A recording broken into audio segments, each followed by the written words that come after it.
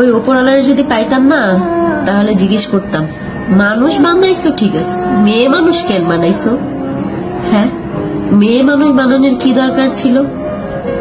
মেয়ে মানুষ আসলে একটা জিনিস তুমি বানাইছো ওপরওয়ালা, যার সাথে হাজারটা অন্যায় করা যায়, যারে ফুটবলের মতো লাথানো যায়, কোনো কিছু বলার কিছু নেই।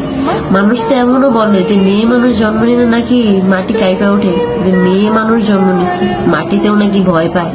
হায় রে, পরিচয় আছে তো, কারোর মেয়ে, কারোর বউ, ওই ছেলে মেয়ের মা, এর থেকে বড় পরিচয় কি চাও? এতটুকুই তো যথেষ্ট। তারপরেও যদি কেউ পরিচয় বানাইতে যায়, তাহলে সমাজের মানুষ কি বলে জানেন? ওই মেয়ে মানুষের সাথে মিশো না, ওই মেয়ে মানুষ ভালো না, রাত বিরতে বেরোয়, চাকরি করে। মেয়ে মানুষকে চাকরি করা মানায়? নিজের পরিচয় করব, মেয়ে মানুষের পরিচয় তো একটাই, হে হলো কারো বউ, কারো মা। এর থেকে বড় পরিচয় মেয়ে মানুষের হইতে পারে?